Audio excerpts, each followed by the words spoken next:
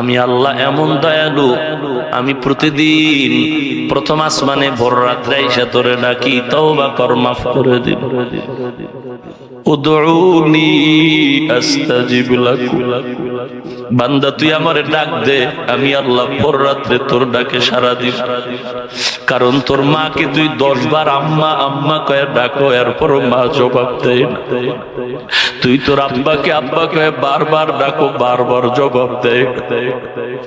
ওরে বান্দা তুই এতবার পা কয়ে ডাকছো, তুই এতবার আব্বাকে আব্বা কয়ে ডাকছো, তোর মা মাঝে মাঝে সাড়া দেয়, কিন্তু তুই যা চাও তোর মন মতো সব সময় দিতে পারেন। এই এতগুলো ডাকের মধ্যে তুই পাও না হারের মধ্যে যদি একবার আমি আল্লাহকে ডাক দিতি, ওরে বান্দা তুই যদি একবার অন্তর ভরে জিহ্বাটা নাড়ায় আল্লাহ বলে ডাক দিতি, আমি আল্লাহ তোর মায়ের গর্ভে কত দয়া করেছি তুই জানো না রে বাবা। আমি আল্লাহ দুনিয়াতে আসার পরে তোর কত দয়া করেছি। ওরে বান্দা তুই এমন কেন নিষ্ঠুর হয়েছ, একবারও আমি আল্লাহকে ডাক দিলি না রে গোলাম। আমি আল্লাহ প্রথম আসমানে এসে ডাকি, অন্যায় করেছ, গুনাহ করেছ, আমি আল্লাহর মতো গফফার কেউ নাই। সন্তান অনেক সময় মা বাবার পাও ধরে ভুল বুঝি ক্ষমা চায়, মা বাবা ক্ষমা দিতে চায় না। এরে নবীর উম্মত, আল্লাহ বলেন নবী উম্মতের জানায় দেন, চোখের পানি ছেড়ে যদি একবার আল্লাহ কয়ে ডাক দে, চোখের পানিটা গালের নিচে আসার আগে জীবনের সব গুনাহ মাফ।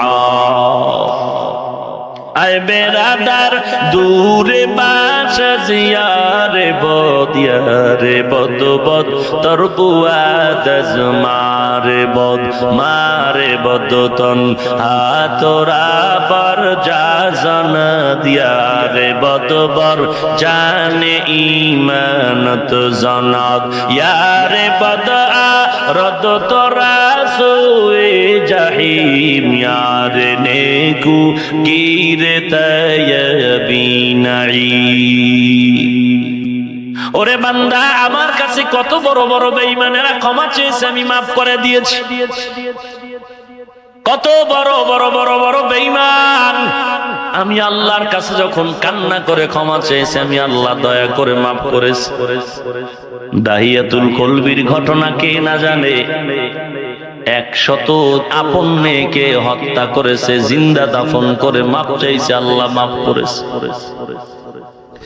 এরে নবীর উম্মতের দল, আল্লাহ বলেন আমি তওবার দরওয়াজা খুলে রাখলাম, কারণ আমি আল্লাহ চাই না কেউ জাহান্নামে যাবে। কারণ তোদের বানাইছি আমি আল্লাহ, বড় আদর করে বানাইলাম, চেহারাটা সুন্দর করে বানাইলাম, জিহ্বাটা মায়ের গর্ভে নাপাক করি নাই, কারণ এই জিহ্বা দ্বারা তুই আমি আল্লাহর জিকির করবি। আজকে তুই দুনিয়াতে আসিয়া ওই জিহ্বাটারে নাপাক বানাইয়া দুনিয়ার পেছনে ঘুরাও, আল্লাহর নাম জবানে নাও না। আল্লাহ পাক রব্বুল আলামিন দয়ার দরওয়াজা দিয়া ডাকেন, ও বান্দা অপরাধ করেছো আমার কাছে ক্ষমা চা, পাহাড় পরিমাণ অপরাধ আমি আল্লাহ ক্ষমা করে দিব। আল্লাহর ক্ষমতা আছে না নাই?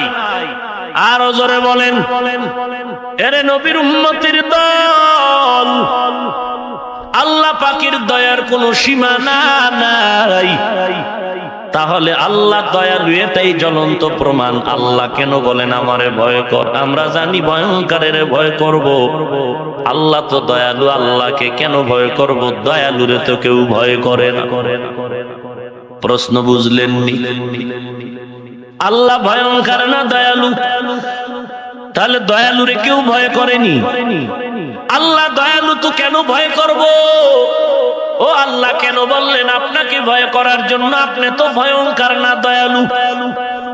মুফাসসিরিন ইকরাম তার জবাব দিয়েছেন দুইটা। এক নাম্বার জবাব হলো আল্লাহকে ভয় করার মানে হলো আল্লাহর আযাবের ভয় করো, কারণ আল্লাহ ভয়ঙ্কর না, তবে আল্লাহর বানানো আযাব বড় ভয়ঙ্কর। আযাব বড় ভয়ঙ্কর, আল্লাহর বানানো আযাব বড় কঠিন। আল্লাহ যত বড়, আল্লাহর বানানো জাহান্নামের আগুনের তাপমাত্রা তত বড়।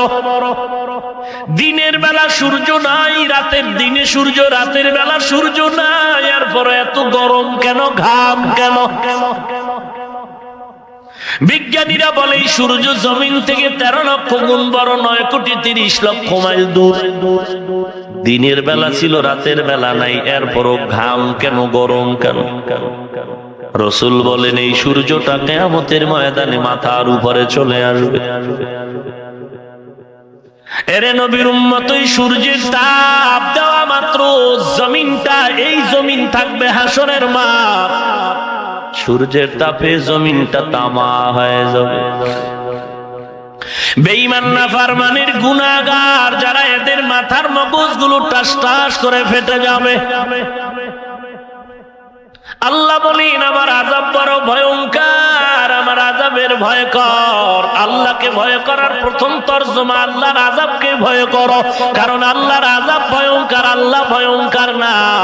ইয়া আইয়ুহান নাসুত্তাকু রাব্বাকুম ইন্না জালজালাতাস সাআতি শাইউন আযীম ইয়াওমা তারাউনাহা তাযহালু কুল্লু মুরদিআতিন আম্মা আরদাআত ওয়া তাদাউ কুল্লু যাতি হামলিন হামলাহা ওয়া তারান নাসা সুকারা ওয়া মা হুম বিসুকারা ওয়ালাকিন আযাবাল্লাহি শাদীদ।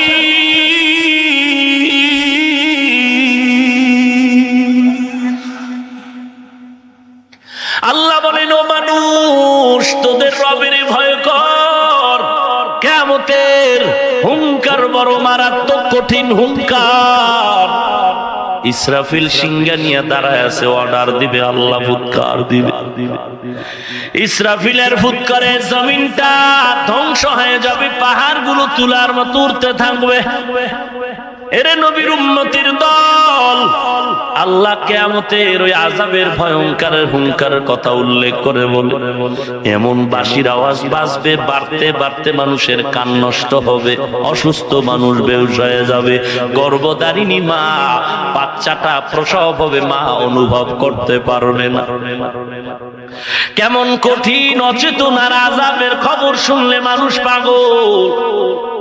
এরে নবীর উম্মতের দল, মা বাচ্চাকে দুগ্ধ পান করাবে, বাচ্চা হাতের থেকে পড়ে যাবে, মা টের পাবে। হাসরের ময়দানের আগ মুহূর্ত ইসরাফিলের আওয়াজ, মানুষগুলো পাগল, নেশাগ্রস্তের মতো হেলে দুলে পড়ে যাবে। বলা হবে কি ব্যাপার, তোরা কি নেশা পান করেছো? জবাব আসবে অমা হুম বিসুকারা, কেউ নেশা পান করে না। তো এমন কেন নেশাগ্রস্তের মতো, পাগলের মতো, মাতালের মতো পড়ে যাও? আল্লাহ জবাব দিবেন ওয়ালাকিন্না আযাবাল্লাহি